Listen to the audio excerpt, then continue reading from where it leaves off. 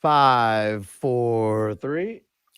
And we are back, folks, here on the Michigan Insider Sports Talk 1050 WTKA, online at WTK.com. Sam Webb, Ira Weintraub, here with the MGoBlog Roundtable crew. And let me say for myself, not speaking for anyone else, that Michigan State has the softest fan base in America. Mentally soft, like Charmin. Well, you're not even going to make them search for it. So they're going to burn this thing on him right there, right there. Not that constipated bowel movement like we see Tom Izzo must be having from time to time. Mark D'Antonio before him. No, the soft, mushy kind. That's Michigan State's fan base after the flood of responses to last week's roundtable. I didn't know so many parties listened to us, guys. How you doing today? I didn't speak for any of you. I was just speaking for me. Well, speaking for me because I caused it, I guess. I don't get it because we were talking positively about Michigan State. We were talking about the playmakers they have, and yeah, do I listen to Michigan State shows? Only if they cut all my fingers off first or threaten to. So why they would listen to us, I have no idea. But, it was not an insulting conversation. And so that they got worked up over that is really quite remarkable. I'm sure this has to be just a few people. It couldn't be more than one or two people. No, it was more than a few. I looked up at my feed and they were giving me stats for Kenneth Walker. And I'm like, why are random people putting Kenneth Walker stats on my There was a whole thread on your message board, Sam, and people were like telling about their Sparty friends texting them after the show. So wow. Yeah, Craig, you started something that was a lot of fun, actually. A lot of fun. Well, good. I didn't mind it. I didn't mind it at all. But fellas, there's a game to talk about here in Ann Arbor. Michigan taking on Northwestern. Not the Northwestern that we thought they would be, Brian Cook, but a Northwestern that is coming off a victory over Rutgers. So what do you make of these Wildcats? They're terrible. Yeah. And speak for yourself as far as like what we thought they would be, sir, because I mean, pick up your copy of Hail to the Victors and see what we wrote about them. They lost everything, especially on defense, including their defensive coordinator. You thought they would be this bad though? I mean, I knew we thought they were going to be pretty bad on defense. They lost Hankowitz too. Like they don't even have like the thing that we always trusted them to make them good on defense. They lost so many players. They're starting walk-ons all over the place. They're disorganized. God, their middle linebackers are terrible. And they're like I think they're changing the starters up this game too, because I looked at they have new starters on there and they have oars all over their depth chart. If you have a lot of oars on your depth chart, that's a bad sign. Brian, but I guess blame me. I thought that there was a Pat Fitzgerald factor that would always prevent them from looking as bad as they've looked this year. Maybe they would be worse than normal, or they wouldn't be as good as normal, but they wouldn't be this bad. This doesn't seem like a Pat Fitzgerald team. Yeah, I don't know if like COVID and then the transfer portal has really hurt them more, because like I think Northwestern is probably a place like Michigan where it's pretty hard to get transfers in. Yeah. So, but it's just as easy to lose guys. So if they're not able to recruit very well, and they historically haven't, and if they're losing guys, I mean, and then you start the court, you have 3 different quarterbacks who have taken snaps, and the one who looked halfway decent only lasted 16 throws before he got hurt. So they're on quarterback number 3 here. They have not been able to rush the ball over the past 2-3 years. And then they did lose everything on defense, and that's not a program that just reloads, right? Now, I didn't think they were going to be 450 rushing yards to Nebraska bad, but this program over the past decade has been able to, get into strangulation fights against teams, go to overtime, win all their overtime games.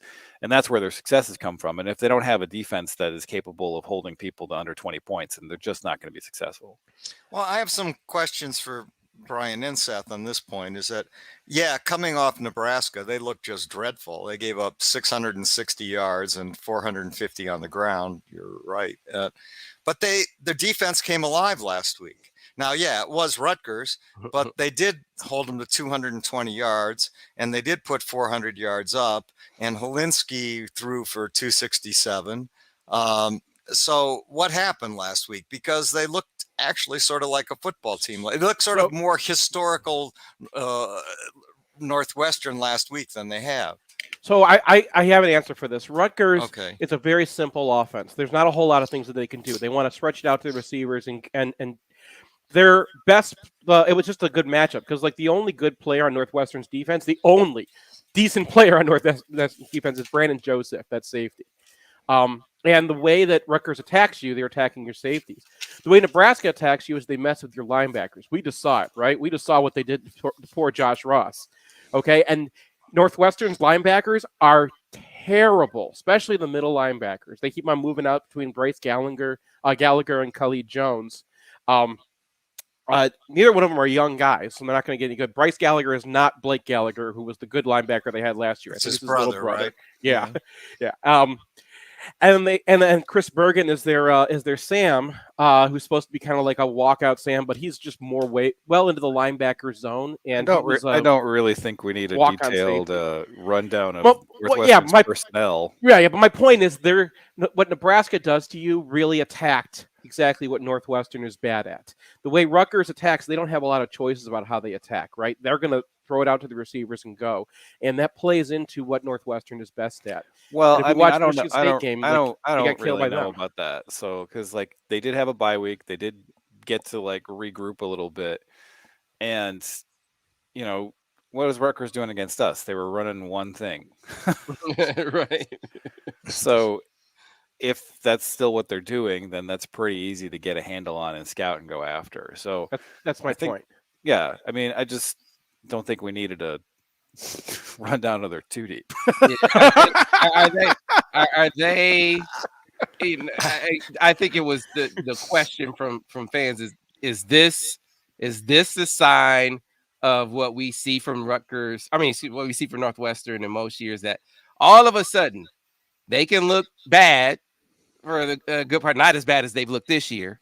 Yeah. But they can look bad for the first portion of the season. Then they turn it on. The Pat Fitzgerald effect takes hold, and somehow, some way, they play better in the second half. Sounds like this was just a matchup with Rutgers, though.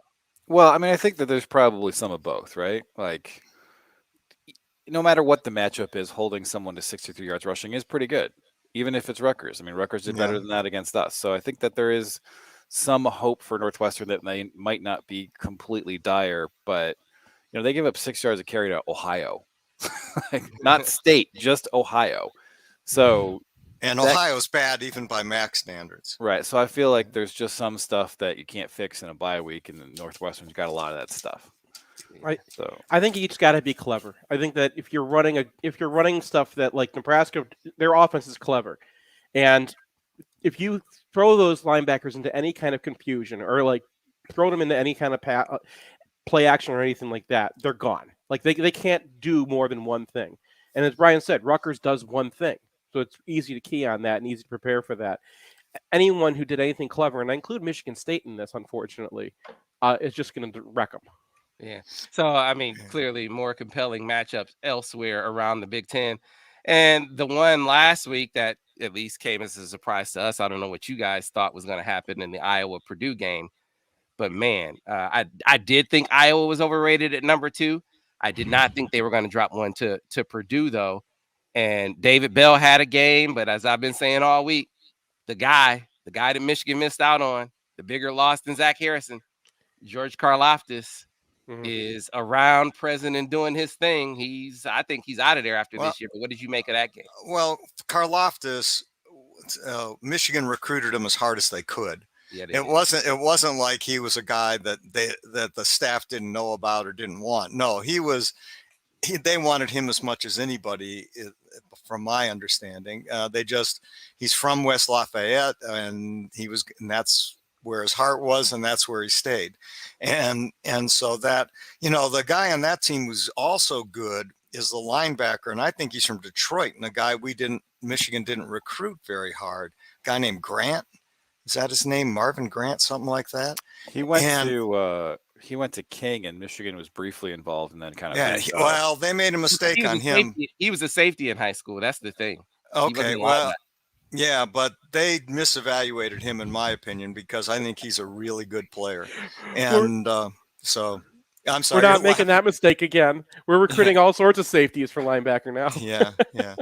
So anyway, but I'm sorry. I got out of your lane, Sam. I just talked about Karlaftis. So now Iowa is down, no longer the obvious choice to win the West. So who do you look at over there now? Can Purdue win this thing? Do you think Wisconsin rises back up and wins the West? Who's that team on the other side suddenly thrown in disarray? Well, last week I predicted that Wisconsin would win the division. That was you. Okay. Yeah, and I still think they're going to win the division. Now they have Iowa at home. They have Nebraska at home. They do have to play, I think, Purdue this week on the road, which will be a fascinating game.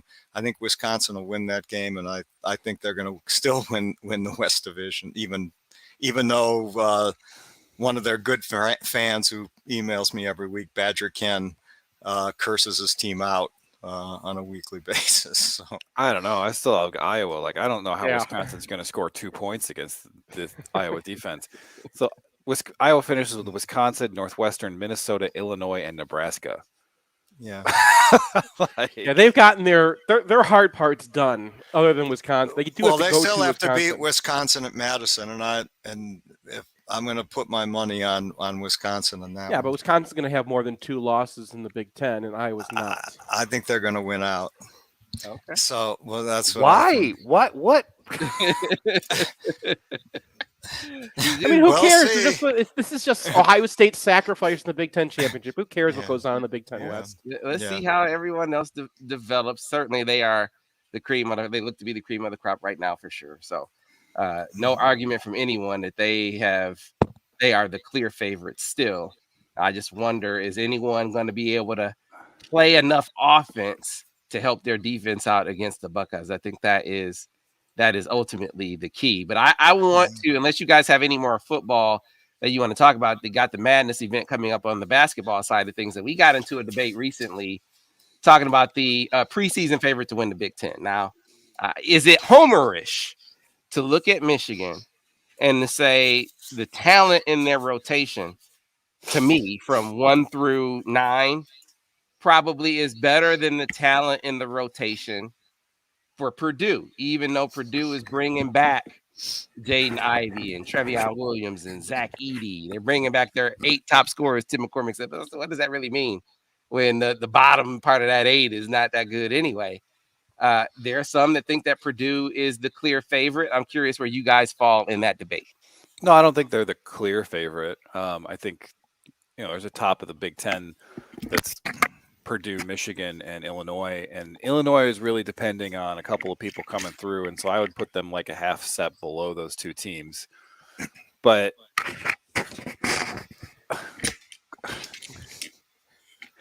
the thing about Purdue is that they do have depth, and I think if you look at Brandon Newman and Sasha Stefanovic, those are guys who are going to shoot 38-40% from 3, hugely valuable players, and those are their 4th and 5th guys if you count Williams and Edey separately. And then I think you're going to get a big move forward from Edey. I think Ivy is in the same boat. The scary thing is that people are saying that Ivy was about a 40% 3-point shooter in high school, so if he can get even anywhere near that, if he can crack the low 30s, then he's going to be terrifying. He's a lottery pick if he can get in the mid to upper 30s. But here's the question for me with Purdue, and I'll just give you my answer already. Can Zach Edey and Trevion Williams play together? I don't think they can. No, they can't. No, they can't. They can't. But you've got 2 guys who look like upper echelon Big Ten centers, and having 2 of those guys at the same time is so valuable, as Michigan learned when they had Mo Wagner and John Teskey. So just the ability to play through foul trouble, to keep these guys fresh. I mean, I think having a really good backup center is like if you could tell me I could pick one thing from my bench, that's what I would pick.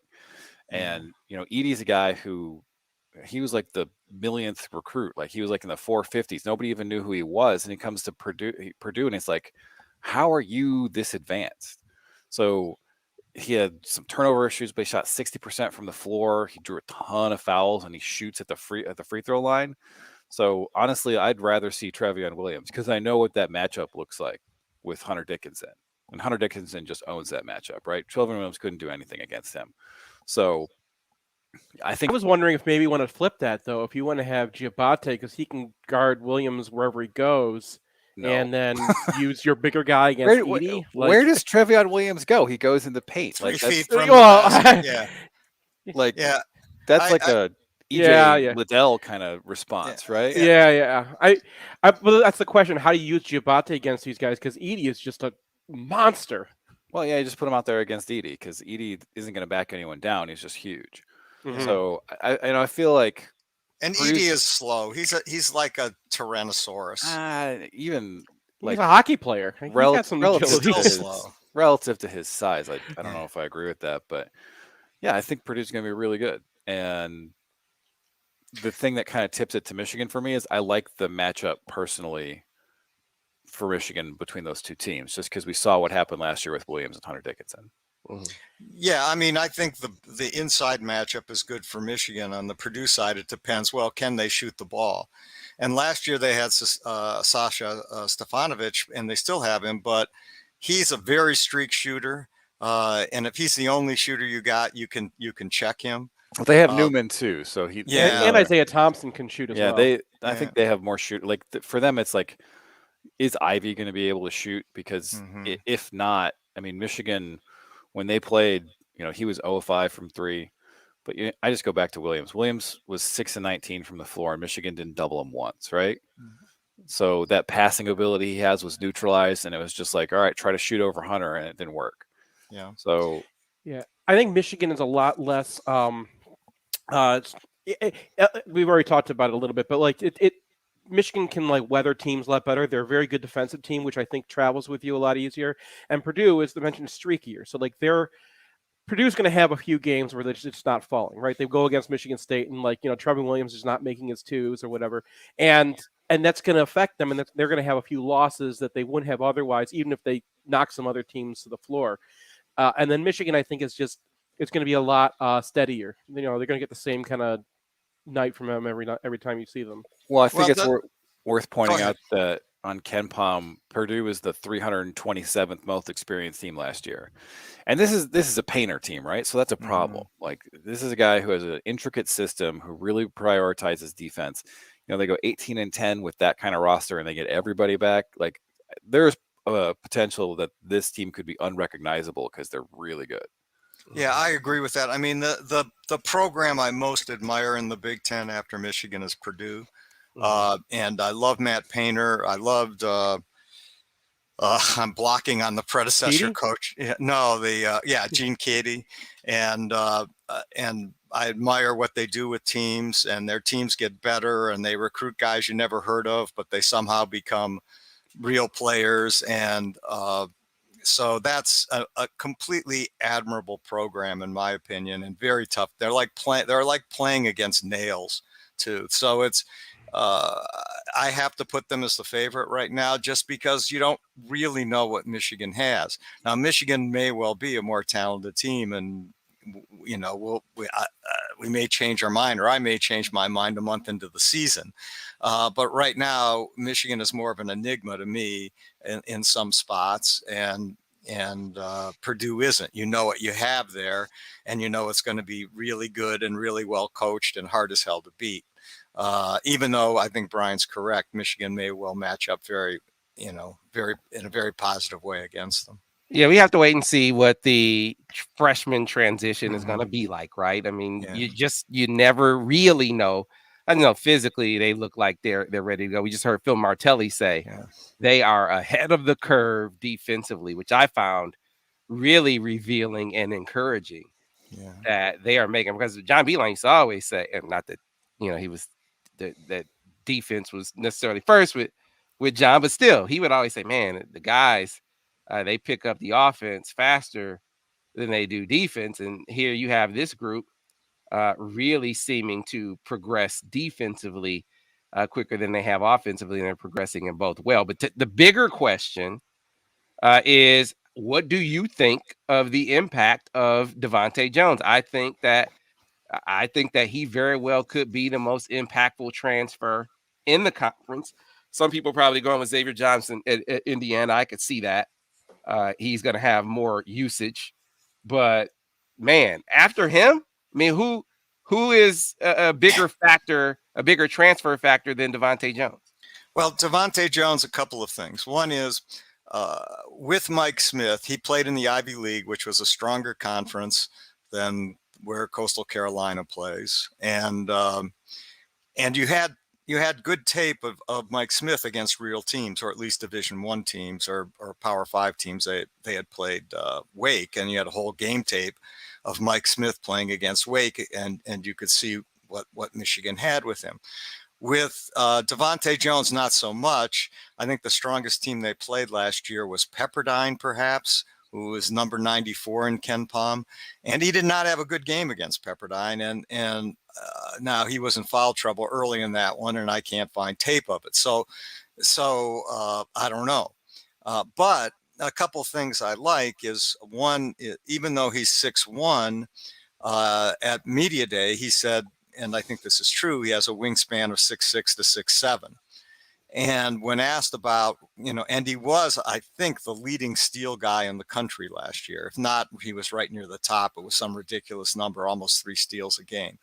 And he was asked about using his wingspan and his reach, and he talked about it in a very detailed, thoughtful way about how, no, he can't really reach because he'll get fouls, but talked about how he used his length defensively. I was impressed with him. I was impressed with how he talked. I was impressed with his basketball and other intelligence.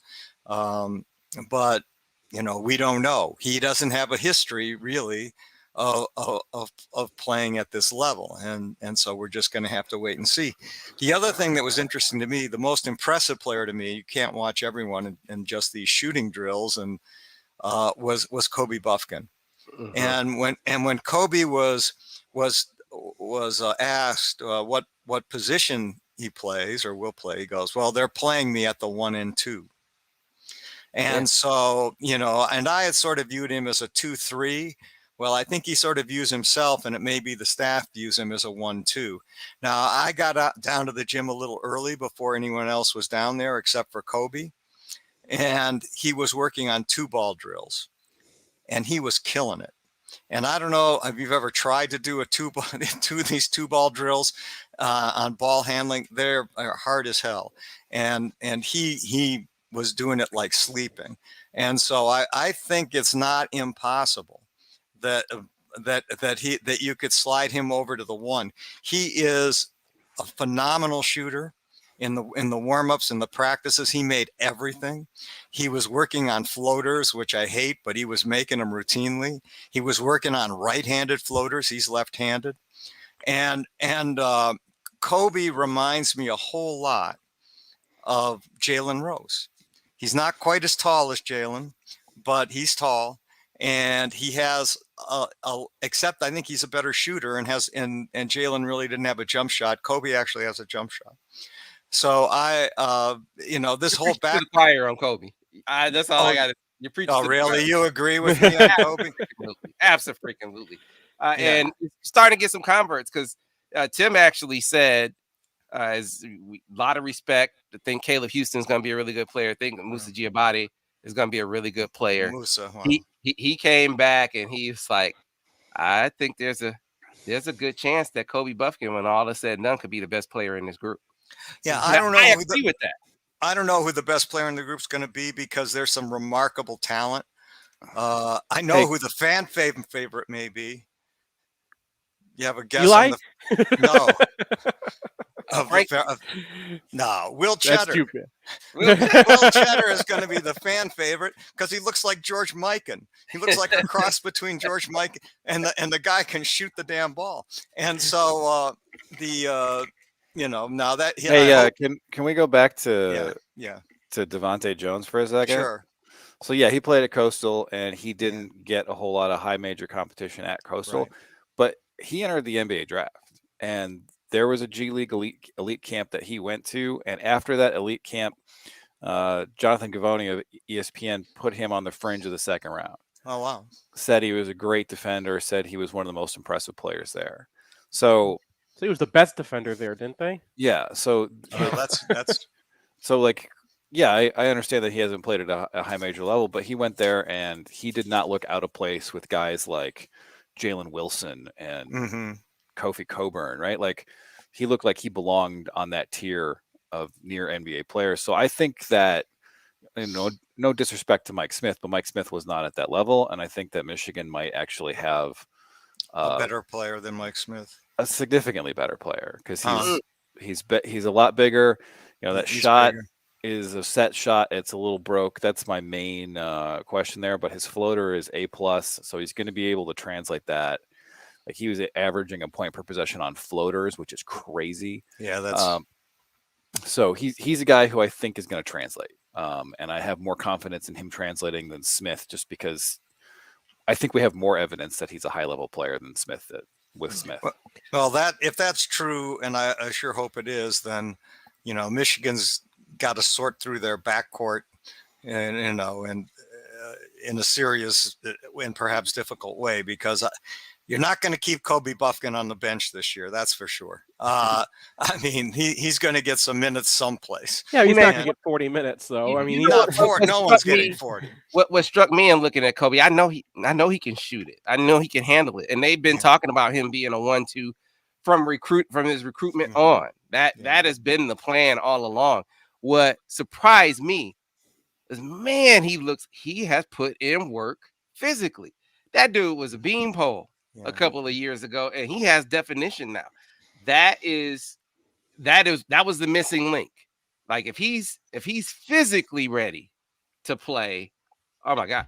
And so I think he is going to be a real contributor this year. And then next year, he's a guy. He's a guy. To me, before, it was a 3-4 year track. Now it's a 2-3 year track for Kobe, with just how he's looking and what they're saying about him in practice. And I got to make a mention. I mentioned Xavier Johnson maybe being the only guy that could be a better transfer. I guess we have to mention Wahab from Maryland, but I just put the Turgeon factor in there, Ira, and I say that downgrades anything that happens down there in college. Spot on, Sam. You nailed it. So anyway, listen, we need to get to a break. We need to come back. When we come back, we're going to talk some Michigan hockey now, the #1 team in the country.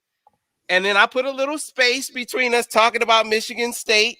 We did that at the beginning, took some shots, and then we can come back around. You took some shots. You took some shots. The rest of us are not part of this. Yeah, not you. Yeah, me. I took some shots. And so we put some space between that and talk about them being a minor league for coaches for better programs. We can talk about that a little bit down the line, with maybe Mel Tucker being on his way out the door going to LSU. We can talk about that when we come back on the other side. In the meantime, in between time, want to remind you that if you are in the market for a new vehicle, you need to get on board with Brighton Ford. Go to BrightonFord.com. Call 1-800-NEW-FORD to make it out to the lot at 8240 West Grand River Avenue in Brighton, Michigan. That's where John Cuter and his crew, they will take care of you with the deals that just can't be beaten. Deals like the one that you can get right now on the 2021 Ford Edge SEL, $245 a month with $2,200 down, or $320 a month with $500 down. How about the 2021 Ford Bronco Sport Big Bend? Very popular SUV. You can get into it for $293 a month with $2,600 down, or $414 a month with $500 down. And last but not least, the all-new 2022 Ford Maverick XLT all-wheel drive. Get into that pickup for $274 a month with $2,000 down, or $336 a month with $500 down. For those and other great deals, get on board with Brighton Ford by going to BrightonFord.com. Call 1-800-NEW-FORD. Make it out to the lot, 8240 West Grand River Avenue in Brighton, Michigan. Get to a break. Back on the other side with more MGoBlog Roundtable here on the Michigan Insider Sports Talk 1050 WTKA, The Ticket. Question is, how does Michigan State always end up with football coaches who looks like their prior job was sergeant at arms for the Stasi? I mean, they, those guys always look so angry and so mean. I mean, I like Mel Tucker. So, that's like a lot of football coaches, though. That's not unusual. Yeah. You're taking it from a pool of sergeant. If these guys were not football coaches, they would absolutely be in the military or they'd be cops. But I mean, have there ever been 3 less humorless people than, say, D'Antonio, Mel Tucker, and Bobby Williams? And Bobby Williams. I remember Bobby Williams. He was always mad. He looked like he was always ready to bite the head off of. Yeah, but he had a tough role there. I've seen Bobby Williams at like various things now because he comes up here and recruits for Bama and whatnot, and yeah, he's a pretty happy guy when he's not well, I'm glad responsible to hear that. for Michigan State football. So where did you get this? Ira put up cotton candy hour. Where did you get the cotton candy yards, Craig? Where did that come from? What was the inspiration behind it? Just popped in my head because you said that before. No. I pointed out you said that before about NIU. That it was the preview to NIU. I went back and found it. You used that phrase to talk about like Blake Corum and Hassan Haskins like getting a bunch of cotton candy yards against NIU. Or like I don't remember ever saying or candy yards. I think you just said candy yards, but I think you've used that phrase before. I don't remember ever saying it. Maybe I did. It just struck me that, I've watched all the Michigan State games, and while I think he's a really good back, I mean, I'm not, he's an NFL guy.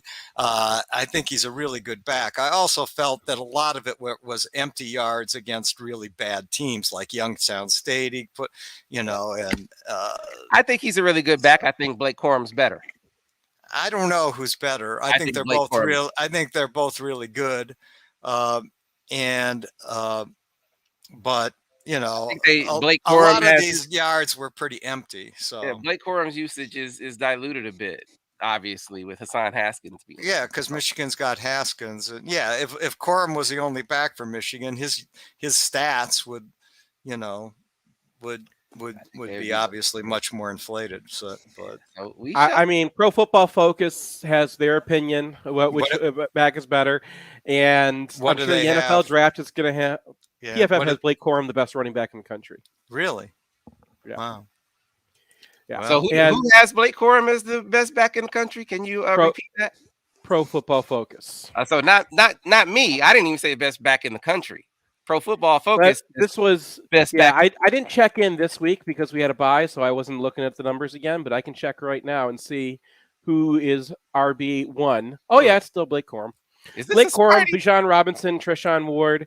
I'm scrolling. I still there's Trevion Henderson. Number 14 is Hassan Haskins. Still scrolling. God, I don't see MSU any. Wait, I have to go to the next page. I have to expand to 50. I only had 50 guys on this page.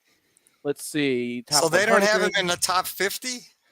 Come on. No, not finding him here. Oh, but no, I'm kidding. He's number 8. I missed him. Okay. Number 8, Kenneth Walker. So they have him 8. They have Hassan Haskins, number 14. They have Trevion Henderson, number 13. Number 12 is Zach Charbonnet. So, I mean, he's doing okay. So I would still take Haskins over him. Pure Impact homers at Pro Football Focus, by the way. That's that they're the only ones that think that Blake Corum is the best number 8 running back in the country is really good. Kenneth Walker is really, really good. Yeah. And, you're supposed to get a lot of yards against bad teams. If you play YSU and you get 2.6 yards a carry, that's a problem, right? So, I mean, he broke a lot of tackles. I just watched the Northwestern Michigan State game again. And, part of my big takeaway from that is the Northwestern linebackers are so terrible because they're just falling at his feet. All right, guys, coming back on radio. Stand by. Take it to the top, Sam. Back in 5, 4, 3. And we are back on the Michigan Insider Sports Talk 1050 WTKA online at WTKA.com.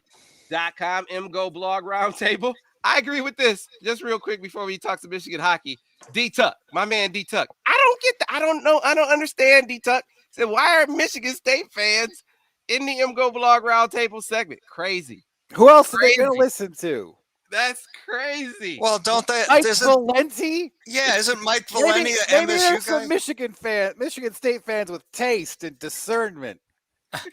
And they're like, this slop that I'm being fed because I'm a Spartan fan is garbage. I'm going to get some culture. I'm going to learn about the Russian Revolution with Craig Ross. I know I didn't learn anything in college, but maybe I could learn something on Sports Talk Radio. Oh yeah, we got Sparties in the building. Yeah, I mean, Seth and I still have at least an hour to talk about Rudolph Virchow. Yeah. So I'm sure that'll be riveting sports talk radio, but actually it's quite salient to football in some ways. Well, high-rated teams, it seems to be the norm right now at the University of Michigan. None more highly rated than the hockey program, which is now the #1 team in the country after they beat #5 and #1 in the same weekend, Brian Cook, and played from behind in both games. We know they could score, but man, they got some tremendous saves between the pipes. Yeah, and also those games were in Duluth, so virtual road games, little road games for the first one, virtual road game for the second one. And they got kind of, I think, shocked early by Duluth just because that's a very old team, very experienced team. And then they got off the mat. And that's really impressive to me because these guys have probably never experienced an environment like that, a road environment where everybody is bang for blood playing a really good team, and to be able to weather the storm thanks in large part to Portillo. Well, that's the Spanish I've been doing a lot of Duolingo, so it's You've been Seth. Devin Gardner. Devin can't do a show without calling Cade McNamara Shea. So all right. it So just goes with the but Portillo, to give Brian a pass on this, he's learning Spanish. Yeah, he's been doing Spanish. So been doing Spanish anyway. And then their skill just tells, like the goal where Brisson puts it between his legs. Like, oh my god. That is absurd. And then the winner on Saturday where Bordelot doesn't even seem to be looking at Brisson when he gets that across. And if you get Brendan Brisson a one-timer, it's over. It's going top shelf. The goalie doesn't have a chance. Just chalk it up. Didn't he slide on one knee? Yes. And bang one in? That is some Kyle Connor stuff. Like Kyle Connor is able to get a one-timer top shelf from any position on the ice, even behind the net. And I was going to say Brett Hall. That's who it reminded me of. I mean, in recent Michigan history, it is Kyle Connor that I think is the nearest Brisson comparison right now, because that shot is A+, elite. And they have guys who can get him the puck, and the Bordelot pairing is perfect because that guy has eyes in the back of his head and knows everything about hockey because his father played in the NHL, his grandfather played in the NHL. His great-grandfather existed when the NHL didn't exist, but would have played in the NHL if it did. So, I mean, that pairing is amazing. And then I think you've seen that Michigan does have some of that sandpaper because people are talking, oh, this team's too young. They're not going to be able to hang with these guys. But, you have York. I mean, not York. You have Pasyov. You have Lambert. You have Van Wy, who scored a shorty. Like, these guys are old, and you have Blankenberg, who's 24, 25, going to get a free agent contract. Like, I think they showed that they have both things. They have a lot of talent, and they have a lot of grit. And they have goaltending. I mean, it's second weekend, but that was a question mark, right? Yeah. Did Michigan have the go? And he made, I mean, there was the one that Mel talked about where he said, "What the hell are you doing?" And then he flew across the crease and made a save after being away from the net. But that dude was tremendous. He was outstanding. Yeah, and he's 6'6", so just by existing, he's gonna block off a large part of the net. And I had a few questions about the second game against Lake State. Like, I was like, rebound control is kind of an issue. I still think it's kind of an issue, but he has a lot of assets that he brings, even if we're still working on parts of his game. Well, and two things. One is fans have to recognize, perhaps they do, is how good the teams that they played at Duluth. I mean, those are two really good teams. Those are two teams that are going to have a chance to make the Frozen Four. UMD, I think, was rated number 5. Haven't they won 2 of the last 3 national championships? They have, yes. And so that's a good program playing in their place. Michigan did have one fan there who posts all the time, I think, on MGoBlog, Stephen King. Yeah. I know he was there. And is a great fan and a great poster. And, and then Minnesota State the following night is the number 1 team in the country.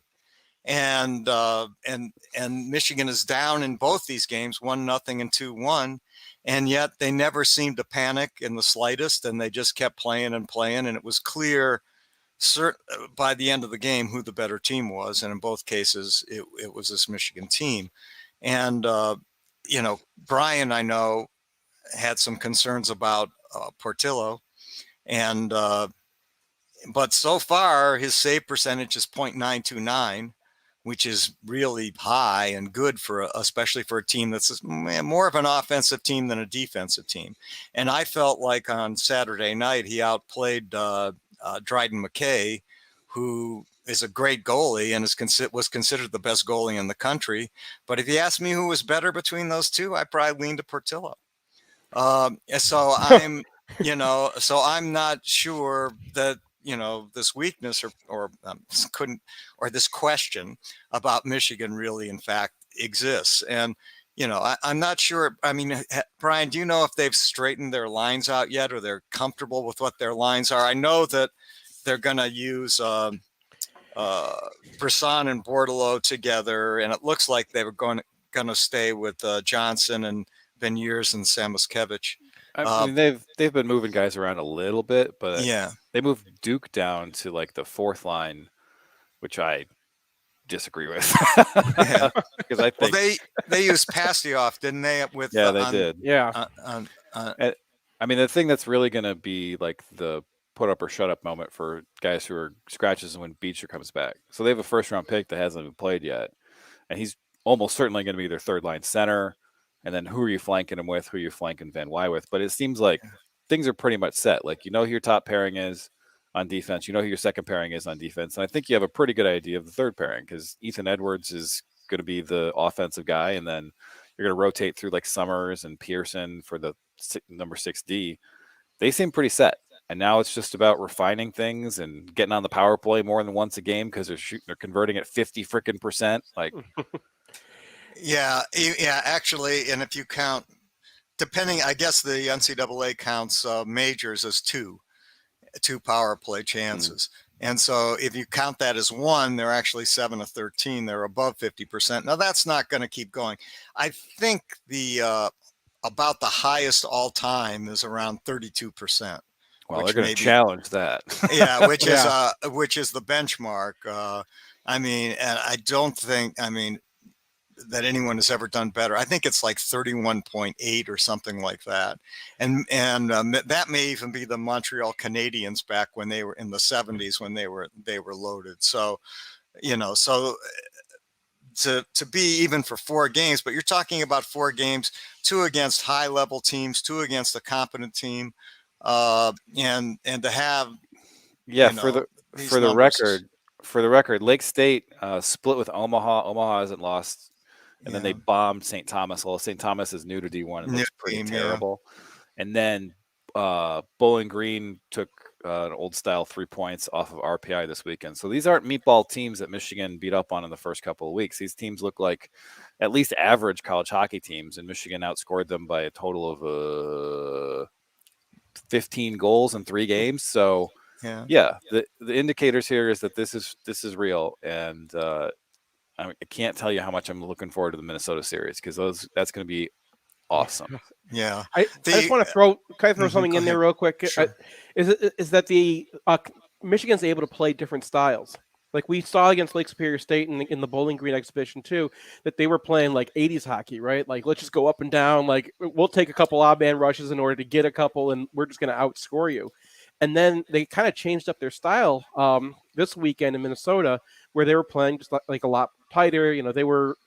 It's interesting that they can change up how they play depending on who they're matched up against, because you don't see a lot of teams that have the skill to be able to play different styles, right? Like, I don't think they're going to completely Notre Dame it, but they're going to be able to approach every single team how they want to, instead of trying to force their style of hockey on everybody.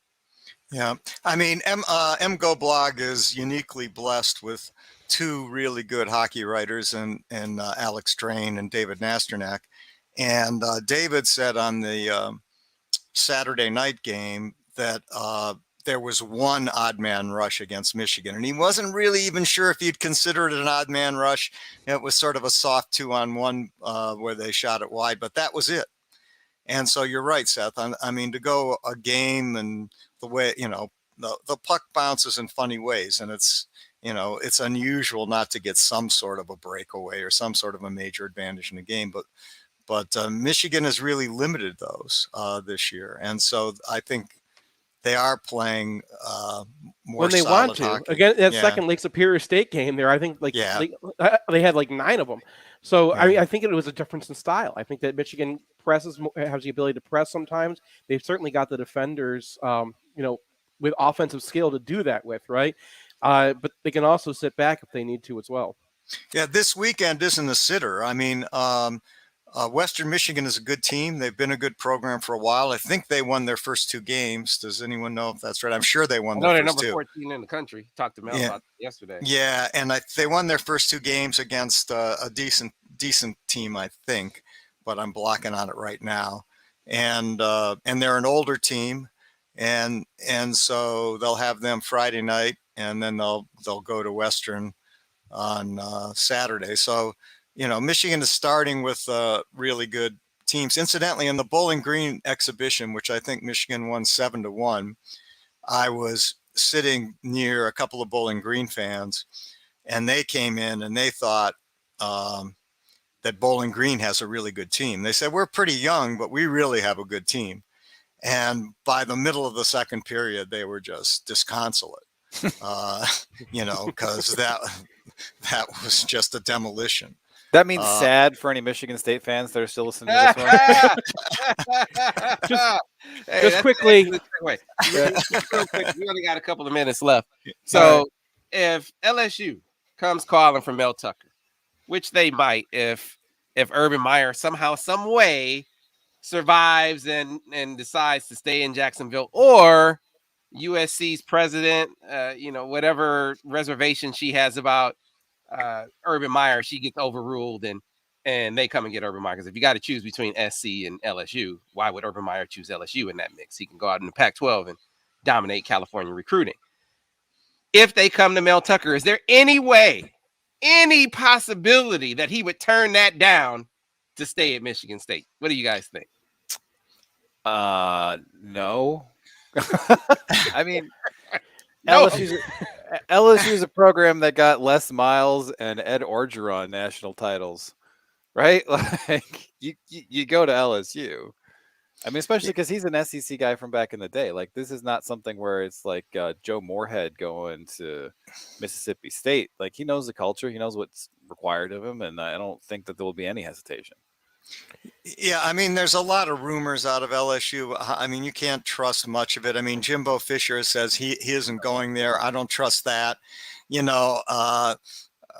James Franklin, who knows? He's been rumored there. You've got Urban Meyer being rumored there. I mean, so whether they're going to, reach down for Mel Tucker at this point is uncertain. But if it happens, I mean, Ed Orgeron just got $17.15 million for not coaching. And last time I checked, that's a little better than what I do say at WTKA for coming in. And I actually do prepare for this. It's maybe hard to believe.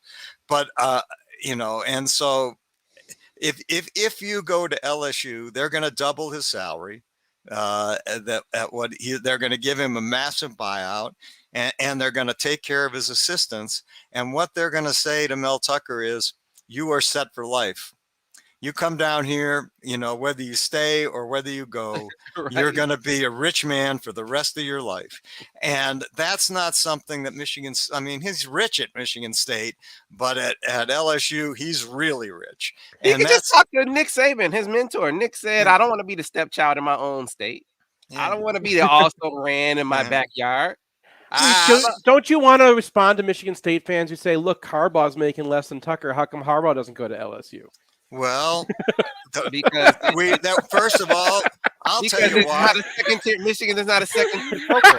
You raid second-tier programs. I'm just saying, the way the whole Colorado to MSU thing went down. unless they're going to the pros. Yeah, the way the Colorado to MSU thing went down, where they said, "Do you want to come to Michigan State?" And he said, "No, I don't want to come to Michigan State. I'm in Boulder, Colorado." And they said, "Do you want to come to Michigan State and make twice as much as you're making now?" Okay, that tells me that he is really committed to Michigan State. That he has always just wanted to be in East Lansing, Michigan, and that's where he wants to be his entire life. Because you know what Michigan State is that LSU isn't special. Michigan State is a special place. I mean, they have squirrels. They have you do realize, so you do realize they have special things at Michigan State. This reverse psychology Jedi mind trick has no impact on the game, right? You do realize that what we say has no bearing on the outcome, right? None whatsoever. I say respect Michigan State until we play, because we're undefeated, they're undefeated. We played basically the same schedule as each other right now. Let's talk after we play. Michigan State is a program that if you do well at that program, you go someplace else where you can do better, because there are programs that are better than Michigan State, like LSU, and that's why Nick Saban left. That's why Mel Tucker will leave. Well, if they offer him the job. I mean, for Mel Tucker, I think if they offer Mel Tucker, it's going to be a Godfather offer. It's going to be an offer he can't refuse. You ask why Jim Harbaugh wouldn't go there? Well, last time I heard, there isn't any noise about Jim Harbaugh having any interest, or LSU having any interest in Jim Harbaugh. So let's start. That was there. A joke, Craig. I'm repeating things from the Twitter threads that were adding Sam at MGoBlog, which is the official Twitter thread of MGoBlog, apparently. Well, at least this week they'll get mad for something I actually said. Like, I actually said some things this week, so yeah, that's maybe that'll get some traction, because I love it heading into game week. I love all the smoke. Let's go. We got a game to play. Michigan has a game to play before that. But I'm ready. I'm getting geared up already. It's going to be a fun week next week for sure, because there is no fan base more easily triggered than Michigan State fans. Trust me, and I'm sure you guys realize that too. Always a fun and festive occasion with my MGoBlog brothers. You can find them at MGoBlog.com.